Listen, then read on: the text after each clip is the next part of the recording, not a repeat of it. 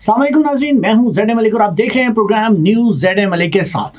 आज हम बात करने जा रहे हैं शुगर की बीमारी पर। और शुगर एक ऐसी बीमारी है, इस वक्त मैं बिल्कुल लेटेस्ट रिसर्च देख रहा था जिसमें मैंने पढ़ा और मैं बड़ा हैरान हुआ कि पाकिस्तान में हर चौथे शख्स को इस वक्त शुगर की इलामात हो चुकी हैं और ये बीमारी मज़ीद बढ़ने जा रही है। लेकिन ये बीमारी बढ़ने क्यों जा रही है, बुनियादी तौर पर ये बीमारी है क्या, और सबसे अहम चीज़ इस बीमारी के हवाले से बहुत सारी मिथ्स हैं जो कि इस वक्त माशरे में फैल रही हैं। बहुत सारे लोग टूनों टोटकों और दीगर तरीक़ों के ज़रिए शुगर का इलाज करने की कोशिश करते हैं। बहुत सारे हकीम बहुत सारे दावे करते हैं, बहुत सारे डॉक्टर्स बहुत सारे दावे करते हैं, लेकिन असल में शुगर है क्या, इसका इलाज मुमकिन है या नहीं, एक दफ़ा ये बीमारी होने के बाद ख़त्म हो सकती है या नहीं, और इसका सद्देबाब और इससे बचा कैसे जा सकता है, इस समेत बहुत सारे ऐसे सवालात जिनके जवाबात आप जानना चाहेंगे।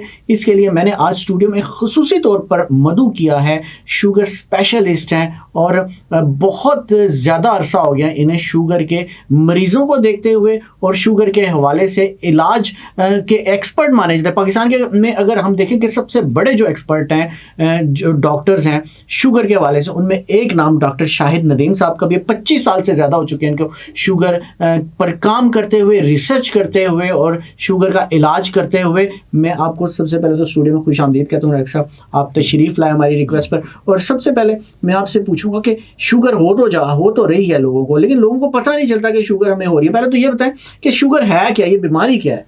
हाँ जी, बड़ा अच्छा आपने सवाल पूछा है। देखिए, डायबिटीज़ बेसिकली एक हार्मोनल बीमारी है और हमारे जिस्म में एक ऑर्गन होता है जिसको हम कहते हैं उर्दू में लबलबा या पैंक्रियाज। वहाँ पे एक ख़ास किस्म के सेल्स होते हैं जो कि बॉडी में इंसुलिन बनाते हैं, जिसको हम बीटा सेल्स कहते हैं। जो बीटा सेल्स हैं वो बॉडी में इंसुलिन बनाते हैं और इंसुलिन जो है वो एक ऐसा हार्मोन है जो कि बॉडी में सबका जो है वो शुगर कंट्रोल करता है। जैसे शुगर लेवल बढ़ता है, कोई भी चीज़ हम खाते हैं तो उससे शुगर लेवल बढ़ता है, तो जब शुगर लेवल बढ़ता है तो बॉडी में इंसुलिन जो है वो निकलती है और वो शुगर को कंट्रोल कर लेती है, ग्लूकोज को कंट्रोल कर। अब ये एक नॉर्मल शुगर कंट्रोल का मैकेनिज्म जो हर एक में होता है। अब शुगर की बीमारी क्या होती है? शुगर की बीमारी में ये हार्मोनल प्रॉब्लम है, इसी हार्मोन से रिलेट करती है। होता ये है कि मुख्तलिफ़ किस्म की डायबिटीज़ होती है, लेकिन अगर हम एक समरी मैं बताऊं कि होता क्या, होता ये कि जो इंसुलिन है वो बाज़-औक़ात बनना बंद हो जाती है, बाज़-औक़ात बनती है लेकिन उसके ख़िलाफ़ रेजिस्टेंस आ जाती है, बाज़-औक़ात जितनी डिमांड होती है उतनी नहीं बनती और शुगर जो है वो कंट्रोल नहीं होती, ग्लूकोज लेवल बढ़ जाता है और हम कहते हैं कि जी इंसान को जो है डायबिटीज़ होगी। अब डायबिटीज़ में मुख्तलिफ वजूहात हैं, मुख्तलिफ किस्में हैं इस बीमारी के। टाइप ए, टाइप बी, दो वो एक मुख्तलिफ किस्में हैं, जैसे अब टाइप 1 है, टाइप 2 है, ये ज़्यादा मशहूर यही चीज़। उसके अलावा जो है वो गेस्टेशनल डायबिटीज़ है जो हमला ख़वातीन को होती है। उसके अलावा प्री डायबिटीज़ है। बड़ा अहम सा मेरा सवाल है, आपने तारुफ तो करा दिया कि शुगर है क्या, लेकिन एक शख्स है जो ये सोचता है कि मुझे शुगर हुई है या नहीं हुई है, ये कैसे पता चलेगा कि जो बंदा है वो शुगर का मरीज़ बन चुका है? अच्छा देखिए, सोच तो मतलब आप ज़ाहिर हमारे पेशेंट्स आते हैं काफ़ी, जो रिलेटिव्स भी आते हैं। ये थोड़ा सा मैं ये सवाल पूछने की और ख़ास वजह भी, क्योंकि मैंने इसके बारे में पढ़ा था कि बहुत सारे लोग शुगर के मर्ज में मुब्तला होते हैं लेकिन उन्हें पता ही नहीं चलता कि हम शुगर के मरीज़ हैं। मैं इस वजह से बिल्कुल, ये बहुत ही अच्छा पॉइंट आपने उठाया, मैं भी इस पे आना चाह रहा था। देखिए, जो शुगर जो है ना एक वाहिद एक ऐसी बीमारी है, जैसे किसी को बुखार हो गया, किसी का अगर कोई नमूनिया हो गया, जोड़ों की तकलीफ होगी तो एक साफ सिम्टम होता है उसका, मतलब बुखार हो जाता है, दर्दें शुरू हो जाती हैं, मुख्तलिफ सिम्टम्स होते हैं हर किस्म की बीमारी। लेकिन ये एक जो डायबिटीज़ है ये वाहिद ऐसी बीमारी है कि इसमें जो है वो बाज़-औक़ात इंसान के सिम्टम्स ही कोई नहीं आते, उसको अलामत कोई नहीं आती, यानी वो एक गलत फहमी का शिकार रहता है। वो समझता है मैं बिल्कुल हेल्दी हूँ, मैं बिल्कुल सेट हूँ और मुझ जैसा हेल्दी कोई नहीं है। लेकिन ओकेजनली जब उसको मतलब बाय चांस कहीं बाहर जाना चाह रहा है, वीज़ा लगाने के लिए मेडिकल हुआ तो वो टेस्ट हुआ तो पता चला वो इसको तो डायबिटीज़ है। कहते यार मेरे तो नहीं है, ये तो आपने टेस्ट गलत किया है, मैं तो डायबिटीज़ है ही नहीं भाई, मैं तो बिल्कुल फिट हूँ।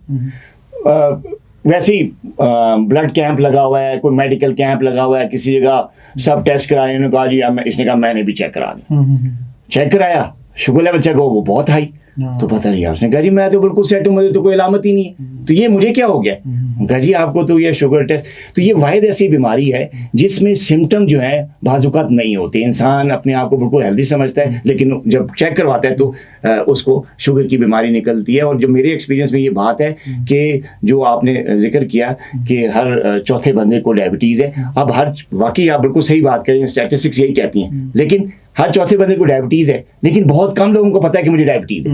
بس چل ہی جا رہا ہے. جب اندر کمپلیکیشن ہونا شروع ہو جاتی ہے, کسی کا گردہ خراب ہو جاتا ہے, کسی آنکھیں ویک ہونی شروع ہو جاتی ہیں, کسی کا زخم نہیں بھرتا, کسی کا پاؤں تو پھر کہیں وہ جا کے چیک اپ کراتا ہے, یا بائی چانس کوئی میڈیکل ایگزامینیشن کرنا پڑ گیا, باہر جانا پڑ گیا, آپ کو فٹنس ٹیسٹ, تو پتہ چلا یہ.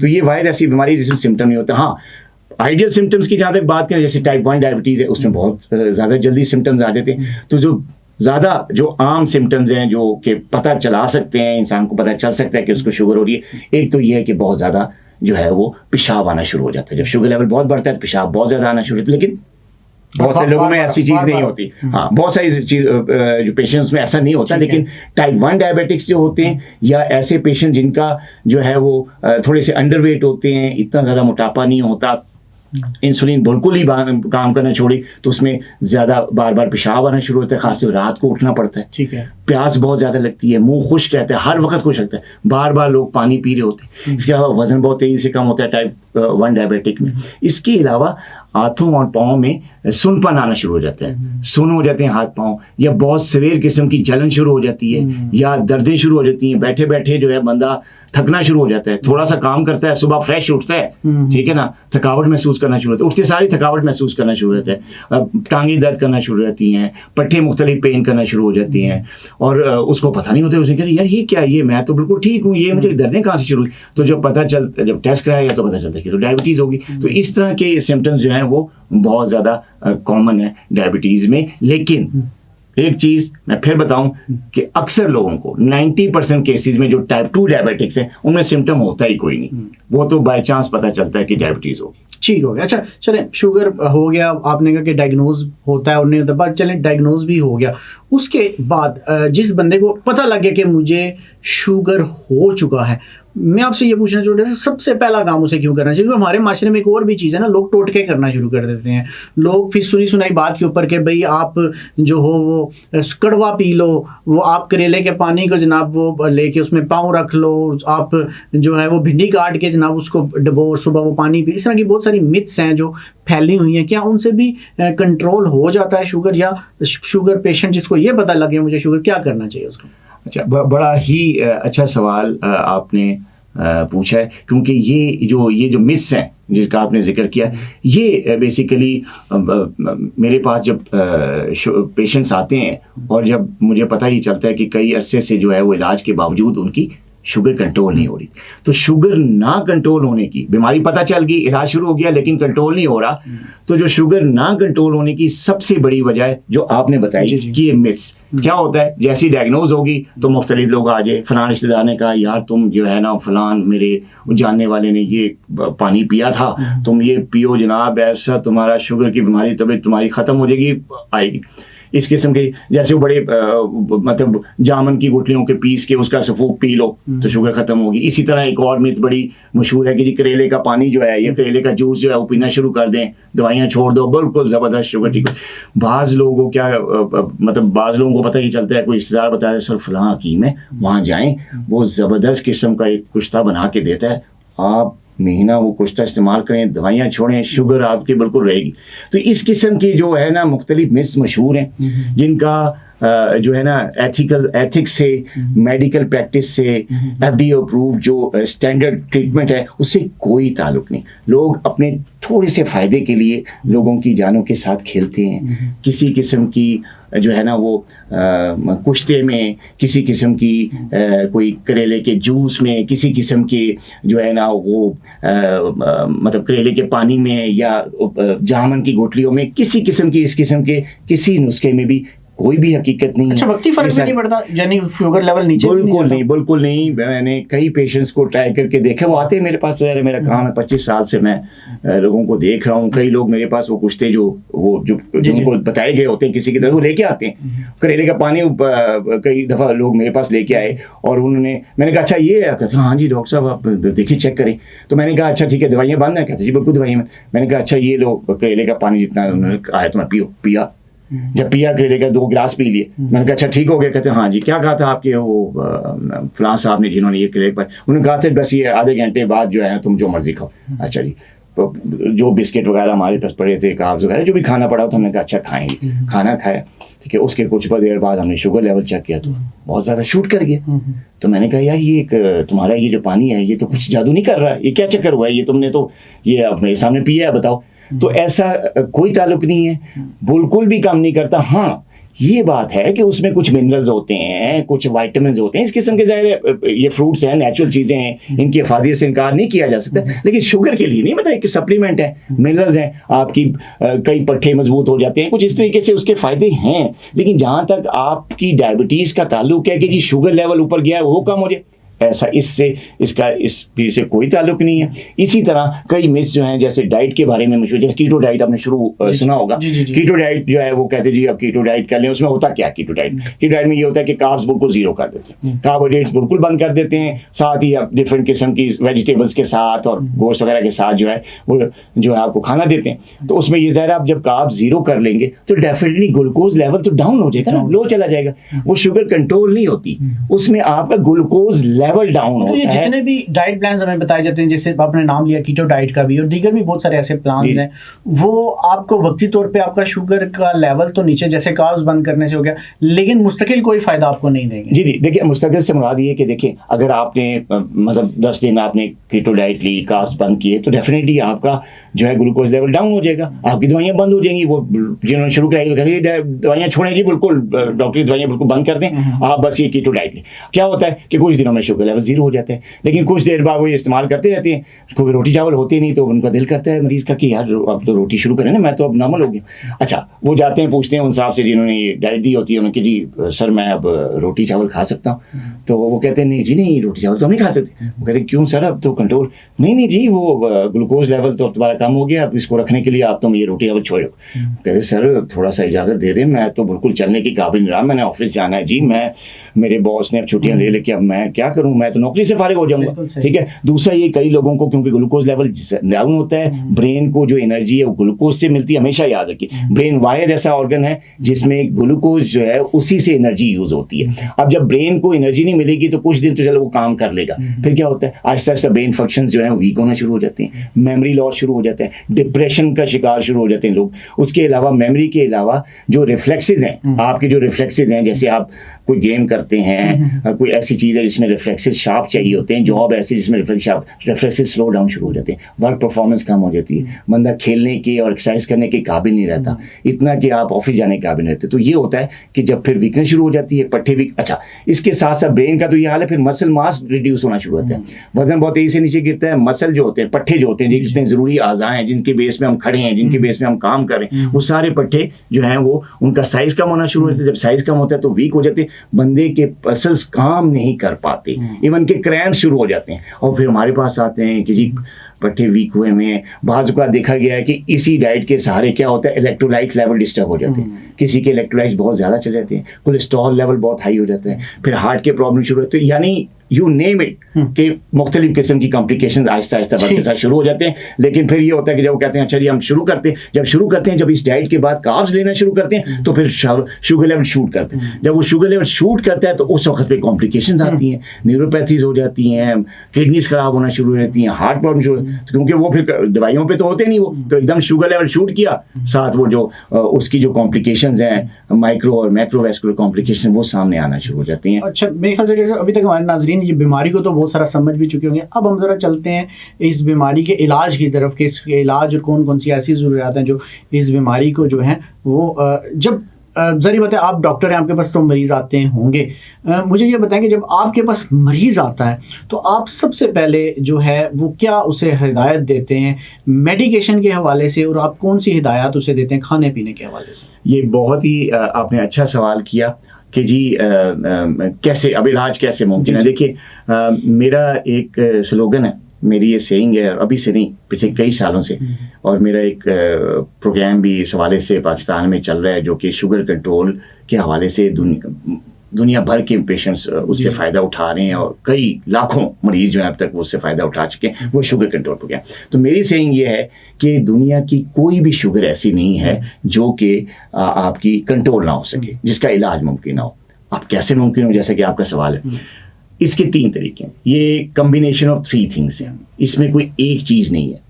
اب وہ کیا 3 چیزیں جن کا کمبینیشن ہے, وہ یہ ہے کہ جی آپ ہیلدی لائف سٹائل ہے, جی ٹھیک ہے, آپ نے فزیکل ایکٹیویٹی ہے, لائف سٹائل میں فزیکل ایکٹیویٹی ہے, ایکسرسائز ہے, واک ہے, جم ہے, مطلب مختلف کھیل کی اور ایکسرسائز کی مختلف چیزیں وہ ہیں. اس کے علاوہ ہیلدی ڈائٹ ہے, جس کو میں بیلنس ڈائٹ یا متوازن ڈائٹ کہتا ہوں. ایک یہ چیز, دوسری چیز یہ ہوگی, اور تیسری چیز ہے ایک معیاری قسم کی ایگزیکٹ ڈوز میں ایگزیکٹ ٹائم پہ کچھ میڈیکیشنز ہیں. یعنی تینوں چیزوں کا کمبینیشن, درست ڈوز میں درست دوا, ٹھیک ہے, ہیلدی لائف سٹائل جس میں ایکسرسائز, اور تیسری چیز بیلنس ڈائٹ. تو اگر تینوں چیزوں کو کمبائن میں کرواتا ہوں لوگوں سے, اور بڑی سے بڑی جو شوگر ہے, بڑی ان کنٹرول شوگر ہے, کنٹرول ہو جاتا ہے. لائف سٹائل چینج کر کے رکھ دیتے ہیں, آپ کہتے ہیں کہ لائف سٹائل چینج کر دیں. اچھا, ایک اہم چیز ڈاکٹر صاحب اس میں میں نے ایک جگہ میں دیکھ رہا تھا, ایک ڈاکٹر صاحب کا لیکچر تھا, وہ یہ کہہ رہے تھے کہ آپ جب اپنی ویسٹ چیک کریں, اپنا پیٹ کے اوپر آپ فیتا رکھیں اور چیک کریں, جس کی ویسٹ 34 سے زیادہ ہو, وہ سمجھ جائے کہ میں پری ڈائبیٹک ہونے جا رہا ہوں. اس میں کتنی ریئلٹی؟ دیکھیں یہ بات بہت ہی اچھی کہی, حالانکہ میں ابھی وہ میں سمجھا تھا شاید آپ کازز پہ بات کریں تو میں بتاؤں کہ جی ٹائپ 1 ٹائپ 2 ڈفرینٹ ٹائپس کی ڈائبٹیز ہے. تو ٹائپ 2 جو ڈائبٹیز ہے اس کی سب سے بڑی وجہ پاکستان میں جو ہے یہ موٹاپا ہے, اوبیسٹی جسے کہتے ہیں. اب موٹاپے کی جب اندر ہم جاتے ہیں, اگر اس کی مائکرو ڈیٹیل میں جائیں تو اس میں ایک اور اوبیسٹی ہے جس کو کہتے ہیں سینٹرل اوبیسٹی, یعنی پیٹ بڑھ جانا, یعنی پیٹ کا سائز بڑھ جانا, وہی جس کے بارے میں آپ نے کی. اور پاکستان میں مردوں میں اور خواتین میں ٹائپ 2 ڈائبٹیز کی بہت بڑی وجہ, ایون کہ اوبیسٹی سے زیادہ ہے, وہ سینٹرل اوبیسٹی, جس میں پیٹ کا سائز بڑھ جاتا ہے, جو ہے توند نکل آتی ہے, جس کی وجہ سے پہلے پری ڈائبٹیز اور پھر اس کے ساتھ ٹائپ 2 ڈائبٹیز ہوتی ہے, اور پھر اگر اس وقت بھی کنٹرول نہ کیا جائے تو پھر یہ ان کنٹرول بڑھتی رہتی ہے. تو یہ بڑی وجہ ہے. ناظرین, ہم ابھی ایک بریک کی طرف جا رہے ہیں, اور بریک کے بعد دوبارہ آئیں گے اور یہیں سے اپنا سلسلہ کلام دوبارہ شروع کریں گے. بہت ساری باتیں جو ڈاکٹر صاحب سے بھی پوچھنی ہیں, اور یقیناً آپ بھی منتظر ہوں گے میرے ان سوالات کے, جن کا ابھی ڈاکٹر صاحب جواب دیں گے.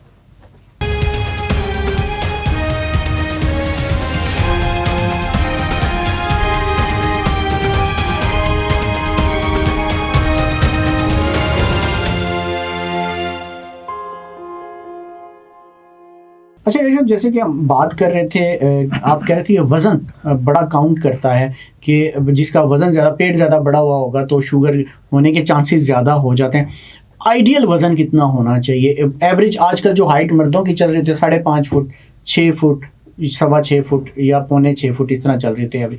تو اس ایوریج ہائٹ میں جو کتنا وزن ہونا چاہیے, آئیڈیل ویٹ کتنا ہونا چاہیے؟ یہ بڑا اچھا سوال ہے. آج کل ہمارے کئی خاص طور پہ بچے اور مڈل ایج جوان لوگوں میں یہ موٹاپا جو ہے بہت زیادہ کامن ہو گیا ہے. اور اور یہ جو ہم وزن دیکھتے ہیں یہ ہائٹ کے حساب سے دیکھتے ہیں, ہائٹ کے حساب سے اس کو ہم کیلکولیٹ کرتے ہیں کہ کتنا ہونا چاہیے. آپ نے ایوریج ہائٹ جو پاکستان میں ہے وہ 5.5 فٹ سے لے کے 6 فٹ تک, یہ زیادہ تر لوگ اسی سیگمنٹ کے درمیان, 6 فٹ سے تھوڑا سا ایکسٹرا لمبے ہو جاتے ہیں وہ جو آرمی میں جاتے ہیں یا فورسز میں جاتے ہیں. لیکن یہ ہے کہ جو ایوریج ہائٹ ہے مردوں کی یا خواتین کی وہ 5.5 سے لے کے 6 فٹ کے درمیان ہوتی ہے. تو اس قسم کی جو ہائٹ ہے اس میں جو آئیڈیل ویٹ ہے اس کی رینج ہے 75 سے لے کے 78-79 تک جو ہے اگر ہائٹ تھوڑی سی زیادہ ہے تو 80 کلو بھی چلے گا یا 81 بھی چلے گا, لیکن اس سے زیادہ نہیں. تو یہ ایوریج ویٹ ہے جو کہ ہیلدی ویٹ ہے, جس میں اگر آپ یہ خواتین کے لیے بھی ہے, خواتین کے لیے تھوڑا سا کم ہے, کیونکہ خواتین کی ہائٹ پہ بھی تھوڑا سا کم ہوتی ہے, ہائٹ بھی اس کی, ان کی تو ہائٹ کے حساب سے ان کا بھی, لیکن خواتین کے ویٹ تھوڑا سا کم ہوتا ہے. خواتین کے لیے جو آئیڈیل ویٹ ہے وہ یہ ہونا چاہیے کہ مطلب ایوریج جو ہائٹ میں نے بتائی ہے خواتین کی ایوریج ہائٹ ہے, تو اس ہائٹ کے حساب سے اگر ان کی ہائٹ جو ہے 5'4", 5'5" ہے یا 5'2" ہے, تو اس لحاظ سے ان کا آئیڈیل ویٹ 60 یا 60 سے 65 تک. اس سے زیادہ نہیں بڑھنا, اس سے زیادہ میں, یہ مطلب میکسیمم جو میں بتا رہا ہوں, اس سے زیادہ بڑھے گا تو پھر یہ جو رسک فیکٹر ہے, پری ڈائبٹیز اور مختلف چیزیں ہیں, جوائنٹ پرابلمز ہیں, جیسے جیسے وزن بڑھتا ہے پھر اس میں اور چیزیں بھی آ جاتی ہیں, لیکن ڈائبٹیز کا رسک بہت زیادہ بڑھ جاتا ہے اگر آپ کا وزن زیادہ ہے.